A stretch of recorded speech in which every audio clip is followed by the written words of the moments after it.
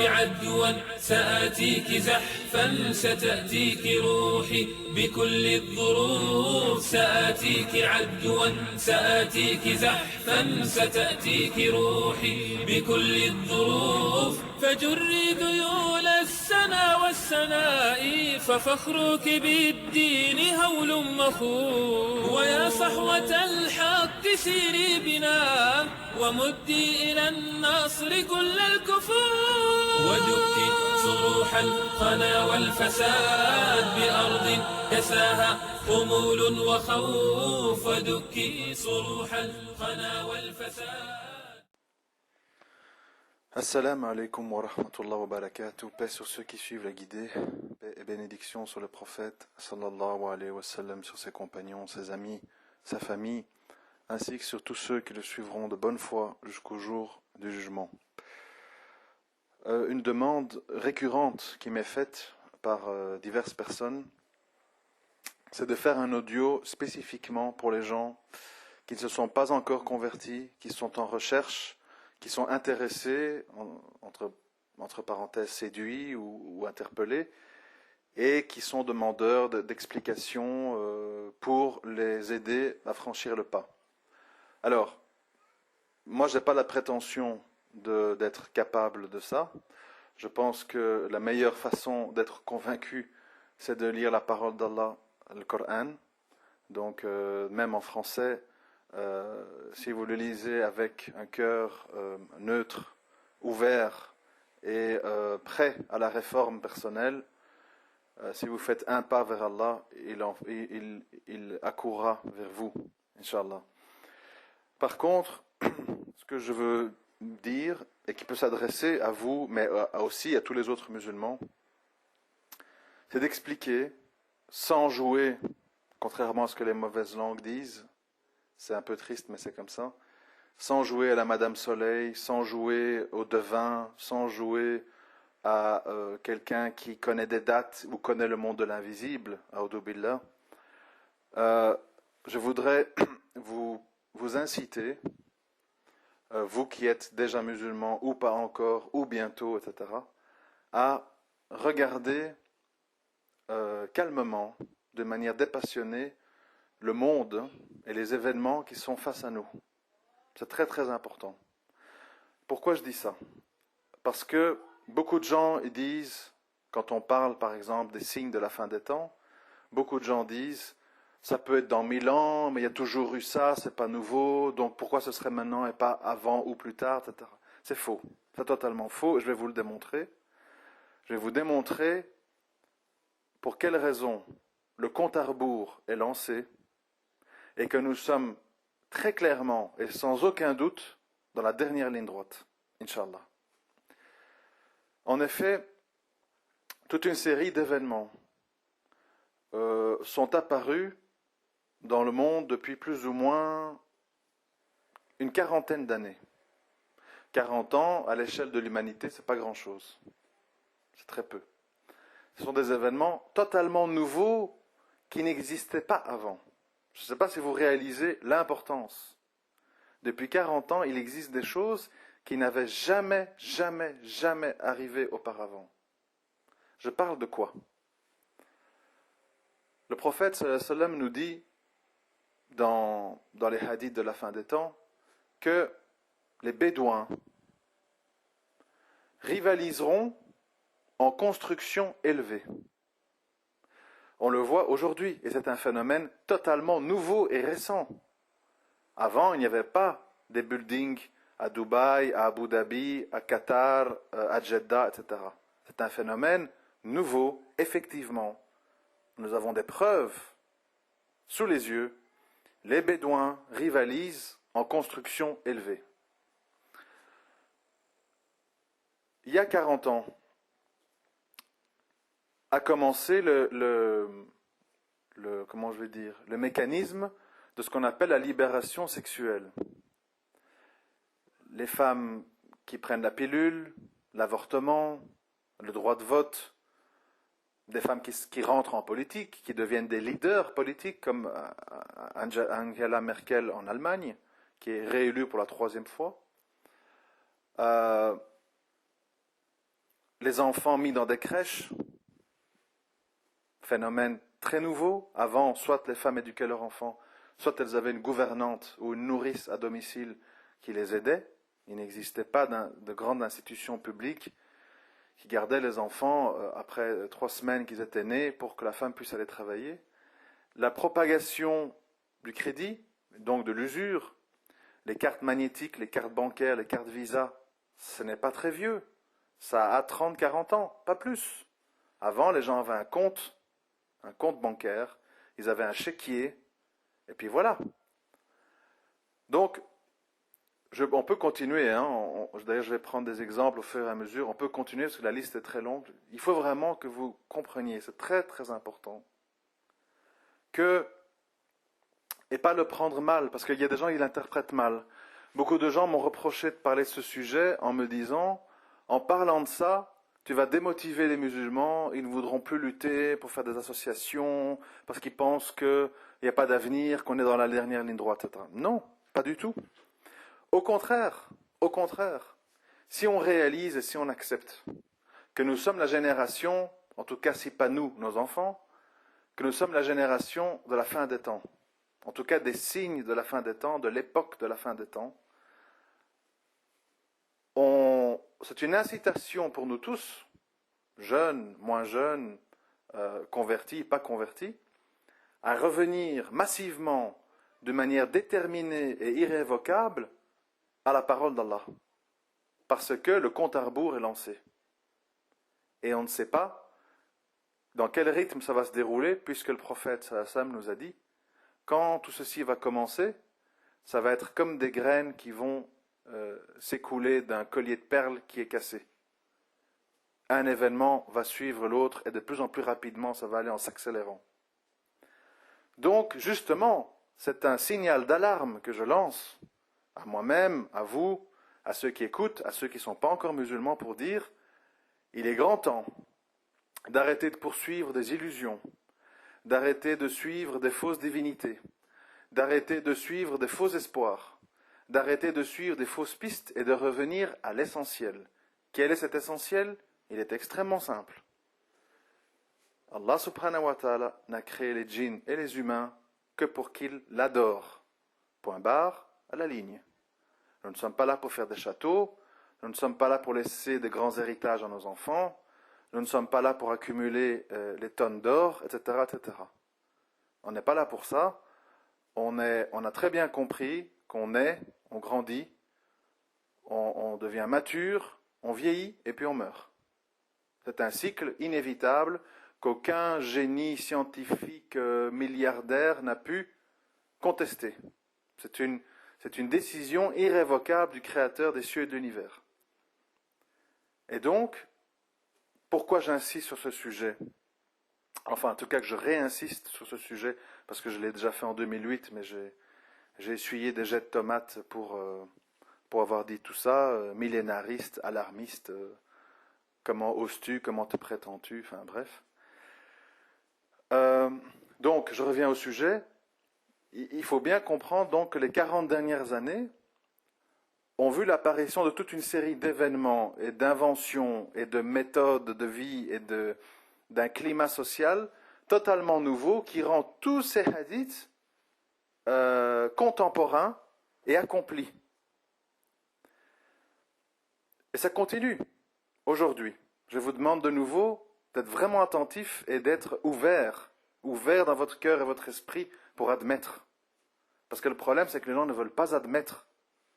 Pourquoi ils ne veulent pas admettre? Parce qu'ils ne veulent pas admettre que ce genre de réflexion émerge de quelqu'un qui n'est pas validé ou qui n'est pas reconnu par des grandes instances et qui n'est pas un grand savant ou je ne sais pas quoi. D'abord, je ne suce pas de mon pouce. Ce sont des choses que j'ai lues, ce sont des cours que j'ai entendus de savants multiples présents sur Internet et ailleurs et qui parlent avec des preuves coraniques qui ne sont donc pas, comme certaines mauvaises langues le disent, des chers Google. Ce sont des vrais chers qui parlent avec Coran, Hadith, Tafsir et preuves de ce qu'ils avancent. Donc, aujourd'hui, à l'heure où je vous parle, depuis 2011, nous sommes face à un grand conflit en Syrie. Syrie, qui est le centre d'une région qu'on appelait à l'époque du prophète sallallahu alayhi wa sallam le Shem. Le Shem est extrêmement important dans les thèses, dans les signes de la fin des temps en islam. Ça prend une place très importante parce que ça a été désigné par le prophète sallallahu alayhi wa sallam comme étant l'incubateur, la centrale de tous les grands événements à venir. Ces grands événements, quels sont-ils? Le prophète sallallahu alayhi wa sallam nous a dit que quand arrivera les signes de la fin des temps, les meilleurs des musulmans, ça veut dire l'élite mondiale, ça ne veut pas dire que tous les musulmans du monde vont y aller, puisqu'on parle des meilleurs. Donc il ne faut pas me dire, il n'y a pas la place pour recevoir 1,5 milliard de musulmans. Oui, mais d'abord, il n'y a pas 1,5 milliard de musulmans, premièrement. C'est faux. Il y a des gens qu'on a désignés par ce nom-là, mais qui ne le sont pas. Ils ne prient pas, ils ne font pas zakat, ils font riba, ils font du shirk, enfin bref, c'est un autre débat. Donc les meilleurs des musulmans se retrouveront autour de l'oasis d'Al-Routa, donc oasis à l'est de Damas en Syrie. Et c'est justement, quel incroyable hasard, mes frères et sœurs, quel incroyable hasard pour ceux qui croient au hasard. C'est la ville d'Al-Routa qui a été mise en gros titre de tous les journaux quand les missiles au gaz sarin sont tombés là-bas justement. Est-ce que ce n'est pas étrange selon vous que le même nom de ce petit oasis, de cette petite bourgade à l'est de Damas, inconnue du monde entier, soit mis en haut de l'affiche il y a quelques jours, suite à une exceptionnelle attaque au gaz sarin qui a causé des milliers de morts de femmes et d'enfants, etc. C'est tout de même étrange. Alors, moi je veux bien qu'on dise c'est pas maintenant, laisse-moi, j'ai un projet d'école dans 15 ans, dans 20 ans, dans 25 ans. Mais nous sommes quand même face à des faits incroyables. Aujourd'hui, à l'heure où je vous parle, parole vérifiable sur Internet, suite à un tremblement de terre au Pakistan, une île assez grande, assez importante, qu'on voit du rivage, est apparue au large de l'Arabie.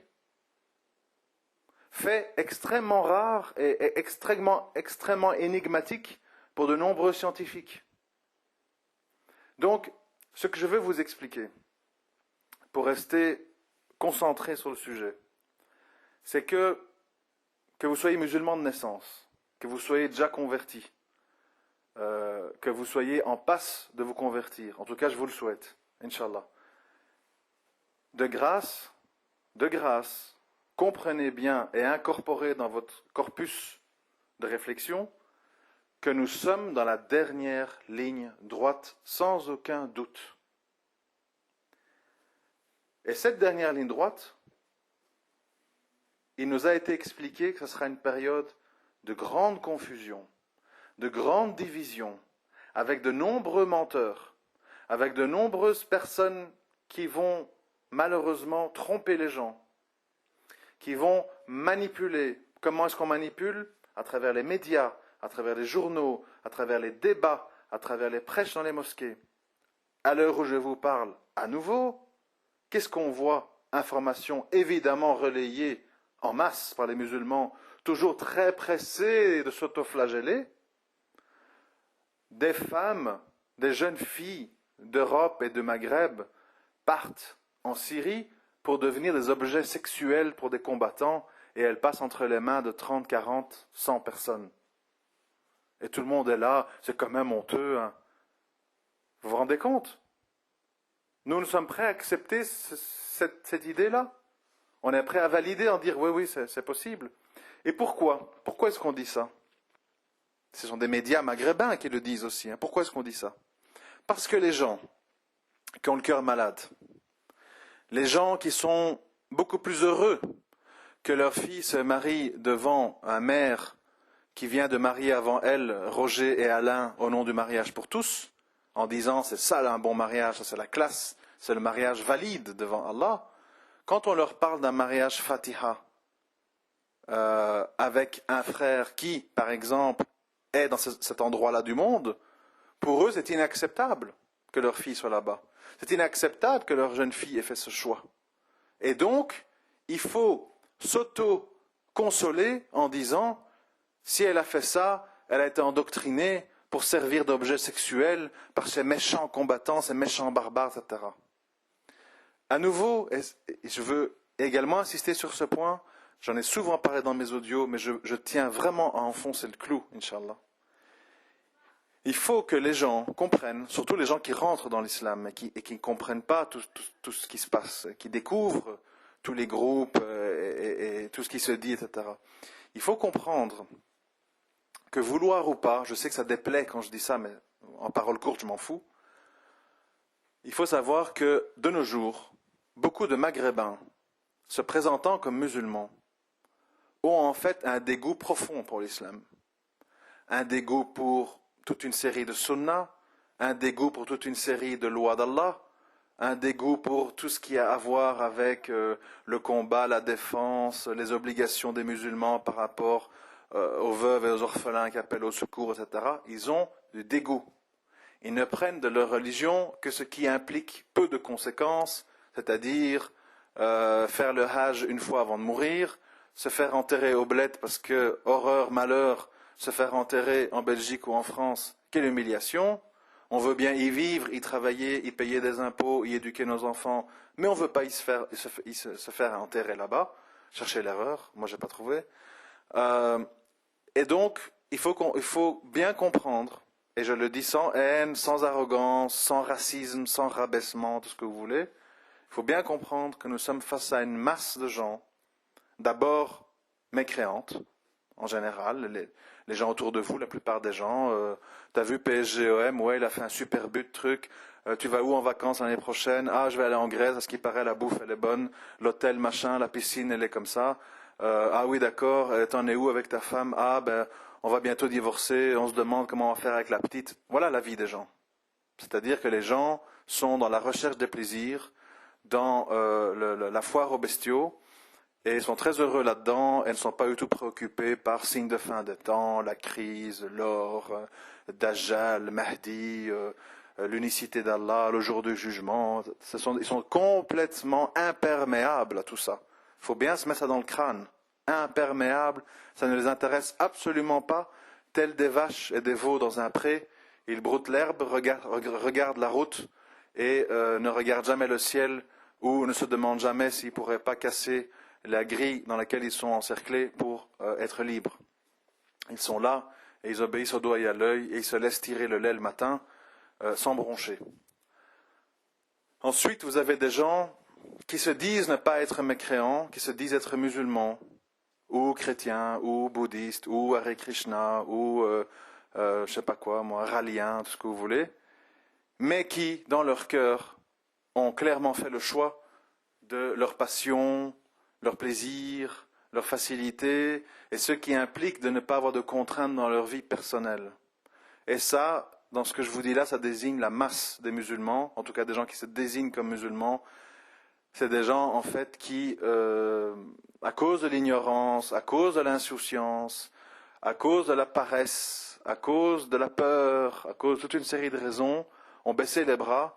En fait, ont gardé l'étiquette de musulmans, mais l'intérieur, malheureusement, a été dévoré, rongé, laminé, contaminé par le mal, le faux, les illusions, le matérialisme, le consumérisme.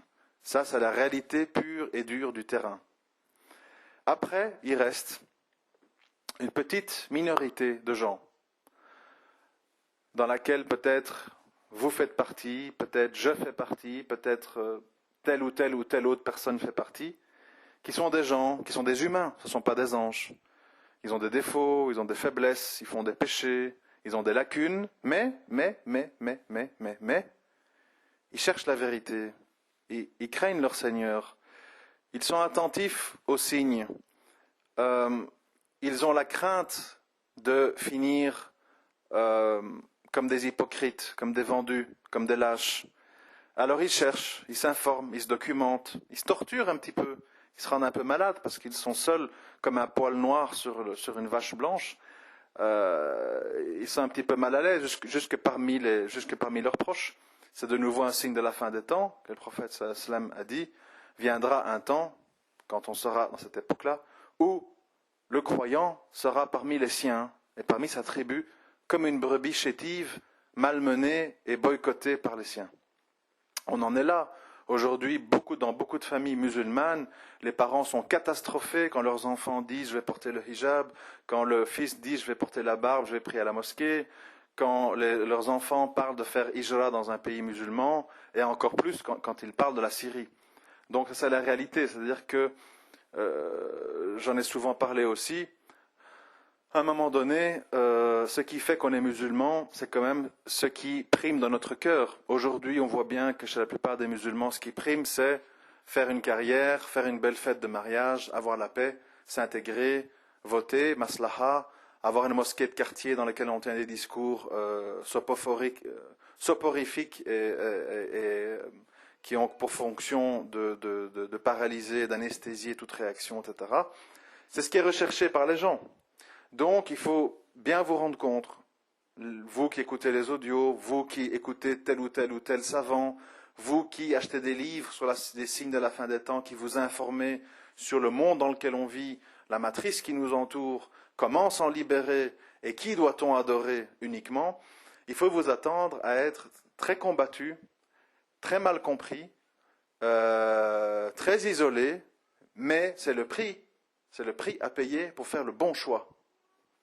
Alors si pour vous, le bon, le vrai, le pur, le victorieux, celui qui aura la bonne issue est la bonne voie, bienvenue dans l'islam. Mais sachez que le paysage, l'environnement dans lequel vous allez rentrer est un environnement pas facile. Est un environnement pas facile parce que tous les gens qui sont venus avec la vérité ont dû faire face à cet environnement. Hostilité, moquerie, rabaissement, isolation, manque d'argent, maladie, combat, perte de proches, prison, torture, humiliation. Et comme je l'ai toujours dit, le chemin vers le faux, il est facile, il est large, il est parsemé de roses, de bons parfums et de chants de sirènes.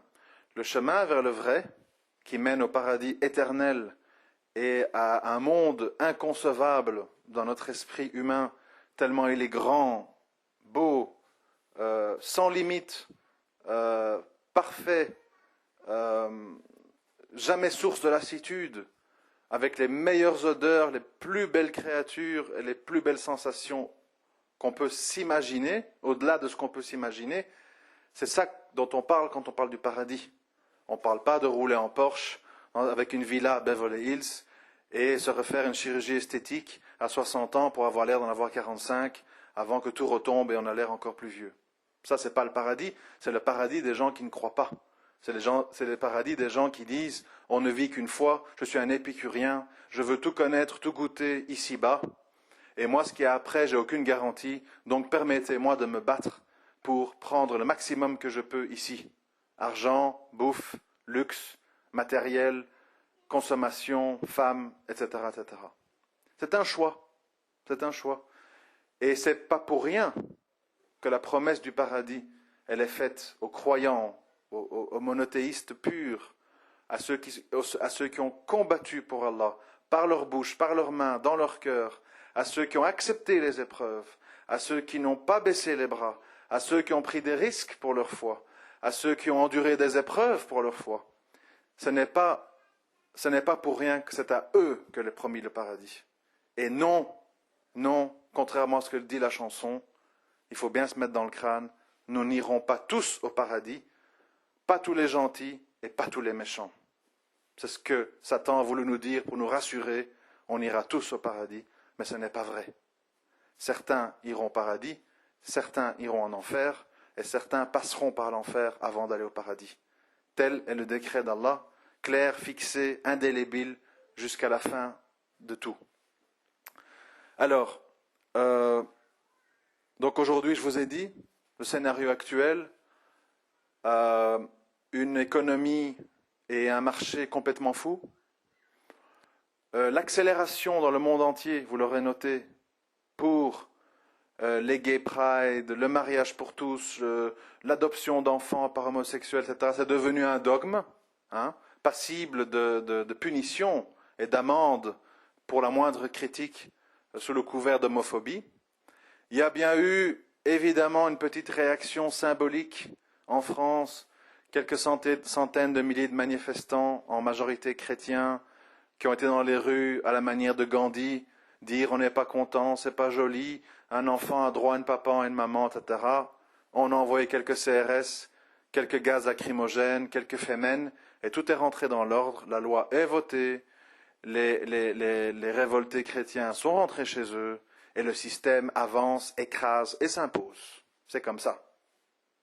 Les gens ne veulent pas admettre, et c'est un sujet qui m'exaspère quand je parle avec des chrétiens ou des témoins de Jéhovah, et qui cause aussi beaucoup de troubles à l'intérieur des musulmans, notamment chez les gens un peu pacifistes, soufistes, etc., ultra spirituels, c'est que les gens ne veulent pas admettre qu'à un moment donné, quand la diplomatie s'arrête, quand les négociations s'arrêtent, quand les tentatives de solutions pacifiques arrivent à leur terme, il y a inévitablement, vouloir ou pas, l'obligation pour le bien d'affronter le mal pour que le mal ne s'étende pas. Si vous n'êtes pas prêt à affronter, si vous n'êtes pas prêt à saigner, si vous n'êtes pas prêt à vous impliquer, ne vous étonnez pas que vos enfants, vous les reconnaîtrez même plus. Ils reviendront avec un potiron sous le bras en disant mon prof qui s'appelle machin, il s'est marié à tel autre type, et ils ont l'air très gentils, et ils ont droit à l'amour, maman arrête un peu d'être rétrograde, et vous finirez par être complexé de vos principes, et vous dire, comme le pape François Ier a dit cette semaine, un nouveau signe de la fin des temps, entre parenthèses, il a dit, après avoir été gentil, joli, il faut réformer l'Église, il faut s'ouvrir aux pauvres, il faut être moins dans les dorures, il faut être moins dans les richesses, en bon jésuite qu'il est. Et qu'est-ce qu'il a terminé par dire, ce vendu, hypocrite, pourri, pervers? Il a dit, il est grand temps que l'Église développe un peu de miséricorde et de tolérance envers l'avortement, le divorce et les homosexuels. Il faut arrêter de vouloir montrer une Église dure qui veut imposer ses principes. Il faut accepter le monde dans lequel on vit et être miséricordieux. Clac, boum, bingo, jackpot, ils sont dedans, dans la matrice. Mais comme ça vient toujours avec des beaux sourires, avec un appui médiatique, avec une reconnaissance publique, les gens disent « c'est bien ». Et quand d'autres gens viennent et disent ce que je dis à leur façon, ils sont des parias, sont des marginaux, sont des gens montrés du doigt. Et alors on dit, ouais, c'est qui ces gens en fait? Ils ont l'air bizarres, ils ne sont pas officiels, ils ne sont pas nommés par qui que ce soit. Est-ce qu'ils sont de confiance? Je me méfie, bida, innovateur, égareur, voilà. On doute. On ne doute pas, on ne doute jamais de savants qui travaillent pour des pharaons et des monstres des temps modernes. Donc ils dépendent économiquement d'eux pour manger, eux et leurs enfants, et leur logement. On ne doute pas, vous vous rendez compte? On ne doute pas. On me dit, Abou Rayhan, tais-toi, ce sont des savants fiables. Ils sont payés par des pourritures, leur subsistance vient de pourritures. Ces pourritures pourraient les arrêter du jour au lendemain et les jeter dans une prison jusqu'à la fin des temps, que personne s'en soucierait, mais ils sont de confiance. Tout ce qu'ils disent doivent être pris avec soumission et acceptation. Et si tu n'es pas d'accord, tu es un innovateur. Donc, il faut que vous compreniez, qui que vous soyez, qui écoutez ceci, c'est que le monde, et à nouveau je le dis sans mépris, parce qu'on est tous passés par des phases comme ça, on a évolué, alhamdoulilah, Allah nous a permis de voir des choses, de comprendre, de relativiser, etc. Mais il faut que vous compreniez que ce monde dans lequel on vit, où que vous alliez, dans n'importe quel pays, parmi des gens de n'importe quelle confession, vous êtes en grande majorité encerclés par des cons, des paresseux, des lâches et des hypocrites. C'est comme ça, il n'y a rien à faire. On peut se jeter contre les murs, amener 100 millions de preuves, se flageller en public, ça ne changera rien. Allah a décrété que la majorité de l'humanité sont des bestiaux, des hypocrites, des mécréants, etc., etc. Et que dans tout ce magma de médiocrité, il y a quelques phares au milieu de la nuit qui tournent, qui restent lumineux. Un par-ci, 20 par là, 45 par là, une centaine par ici, etc., etc. Combien il y en a dans le monde, je ne sais pas. Allahu alam. Donc, quand vous signez pour l'islam, quand vous signez pour la vérité, quand vous signez pour le paradis, il faut intégrer tout ça dans votre tête. Et ne commencez pas à dire « je veux devenir musulman », mais je veux rejoindre une association dans mon pays, en Belgique et en France, qui est reconnue par l'État, qui ne pose pas de problème, qui n'est pas mal vue, qui me permettra de faire mon petit Gandhi ou mon petit abbé Pierre dans mon quartier. C'est pas ça l'islam. Si tu veux ça, tu rentres dans le bouddhisme, tu rentres dans le christianisme, tu rentres dans le protestantisme, tu rentres à la Croix-Rouge, tu rentres au Resto du Cœur. C'est pas ça l'islam. L'islam, c'est adorer Allah seul et unique et s'ériger en défenseur incorruptible contre le mal sous toutes ses formes, le mensonge, les illusions, nanana. Si on vient avec autre chose, on finira égaré par des groupes qui ont un autre programme, un programme étranger à l'islam, qui peut s'appeler islam, qui peut s'appeler mosquée, mais qui n'est pas l'islam et qui n'est pas une mosquée. Est-ce que ça suffit que je dise ma maison est une église pour que ce soit une église? Non, il y a des règles. Qu'est-ce qu'on y dit? Est-ce qu'on y dit des paroles qui mettent Dieu en colère et puis on dit c'est une église? Est-ce qu'on peut dire des prêches fausses et puis dire c'est la maison d'Allah? Évidemment que non. Les noms ne suffisent pas. Il faut que ces noms trouvent une validation dans ce qui s'y passe. C'est comme si moi je vous dis je suis un homme. Eh bien, tant que ce n'est pas prouvé, il est possible que je ne suis pas un homme. De nos jours, il existe plein d'hommes, de femmes qui ont l'air d'être des hommes qui ont l'air d'être des femmes, des moitiés-moitiés, des trois quarts, un quart. Bon, bref. Dans la vie, les choses se prouvent. Elles se démontrent par des faits, par des preuves, par des engagements, par des paroles, par des écrits. Pas par des titres. Association islamique du 93. Ah oui, on y dit quoi? On y fait quoi? On y prêche quoi? On y défend quoi? Bouddha et Gandhi? Oui, islamique, tu peux le dire, mais c'est peut-être pas le cas. Donc, je sais que je peux vous paraître un peu rude, un peu excité, tout ce que vous voulez, mais c'est parce que je lève la voix, je soulève la voix pour vous mettre en garde, parce que j'ai peur pour vous. Pourquoi j'ai peur pour vous? Parce que je vous aime. C'est parce que je vous aime que je m'énerve. Parce que j'ai peur qu'on joue avec vous. J'ai peur qu'on vous stigmatise. J'ai peur qu'on vous humilie. J'ai peur qu'on vous détourne. J'ai peur qu'on vous ment. Parce qu'on joue l'éternité. On joue l'enfer et le paradis. On n'est pas occupé à jouer à une partie de jeu en ligne ou un jeu de cartes. On joue l'éternité. Donc, il y a des raisons de s'exciter. Il y a des raisons de crier.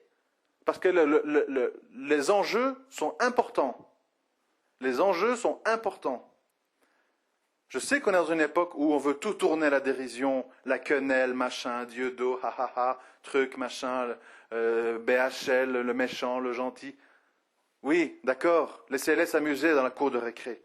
Moi, je vous parle de l'enfer éternel et du paradis éternel. C'est une autre dimension.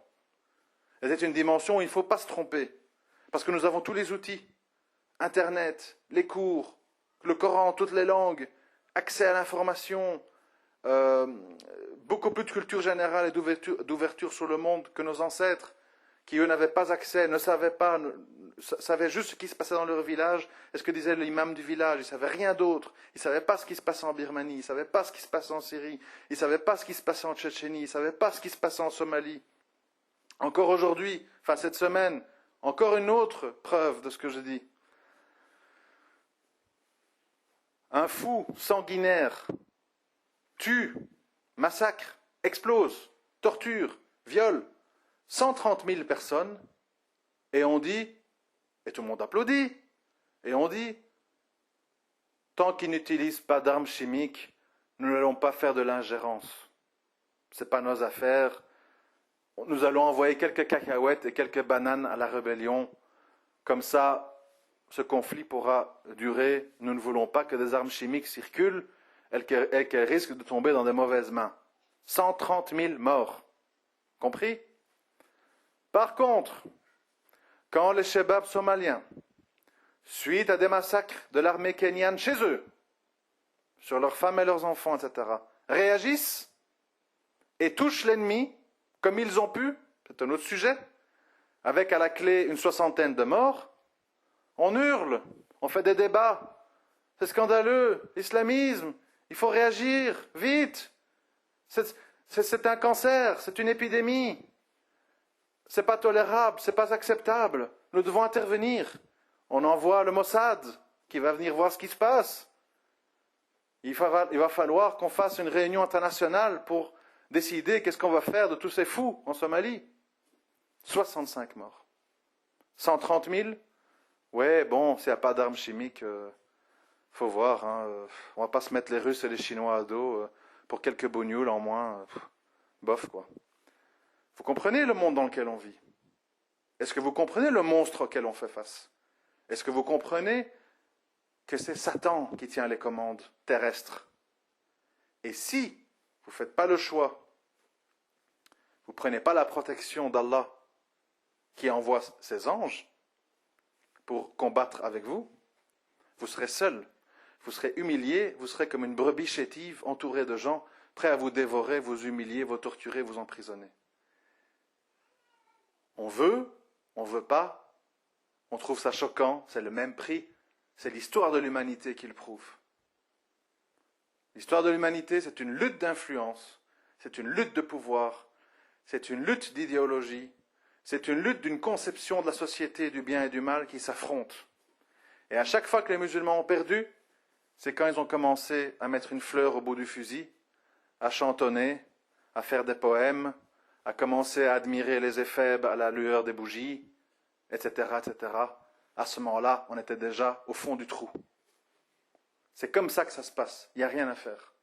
Si aujourd'hui l'armée américaine, malgré ses milliards, malgré ses avions ultra perfectionnés, malgré ses satellites thermiques, géologiques, géostratégiques, etc., n'arrive pas à clairement gagner une guerre, c'est parce que tout simplement, ils ont une jeunesse et des mercenaires, puisque la plupart des soldats américains sont des mercenaires, soit des vrais mercenaires de Blackwater, qui travaillent sous contrat en étant payés 1500 $ par jour, soit des mercenaires idiots, beaucoup plus idiots que Blackwater, puisque ce sont des portoricains, des noirs et des blancs des fermes qui viennent pour 1500 $ se faire trouer la peau en allant au Vietnam, en Afghanistan ou ailleurs pour aller combattre pour des causes qu'ils n'ont même pas compris, ils ne savent même pas pourquoi. Et ils sont là en étant fiers à l'idée de revenir chez eux avec une jambe en moins, une médaille de l'honneur, ou bien un drapeau plié en 4 qu'on jettera sur le cercueil au fond du trou. Contre la bêtise humaine, on ne peut rien faire, elle est là, il y a de quoi devenir complètement fou, mais c'est comme ça. Donc, la victoire s'obtient par la force s'obtient par les convictions, et la conviction s'obtient par la science. La science, ça veut dire connaître sa religion, la laisser pénétrer dans son cœur, accepter qu'elle dirige tous nos actes de nos vies, même si ça implique de devoir se dresser contre des proches et des gens qui nous entourent. Mais sans ça, sans science, sans engagement et sans pénétration dans le cœur du message d'Allah, il n'y aura pas de victoire. On pourra être 4 milliards demain en hijab avec des barbes et des mosquées et tout. Il n'y aura toujours pas de combat contre le mal. Il y aura toujours des mosquées couscous. Il y aura toujours un McDo, un Burger King et la boutique de Paris Hilton en face de la Mecque. Parce que nous serons faibles, parce que nous serons ignorants, parce qu'on ne connaîtra pas notre religion. Et pire que tout, Shaitan nous laissera croire qu'on est des musulmans malgré tout. Astaghfirullah. Scénario horrible et apocalyptique qui arrive quand on baisse les bras et quand on se laisse aller. Donc pour conclure, l'islam c'est la vérité, sans l'ombre d'un doute. Dans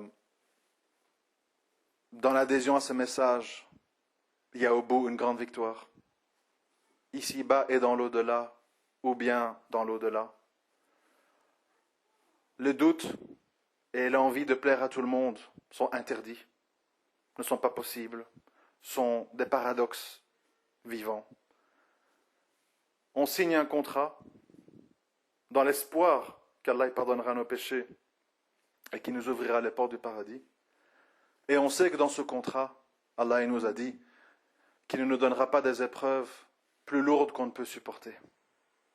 Donc il faut s'en remettre à Allah, lui faire confiance, étudier sa parole, la laisser pénétrer notre cœur, cesser d'écouter les avis de X, Y, Z en sachant très bien qui est mécréant, qui est vendu, qui est traître, qui n'a jamais prouvé ses actes et ses paroles, etc.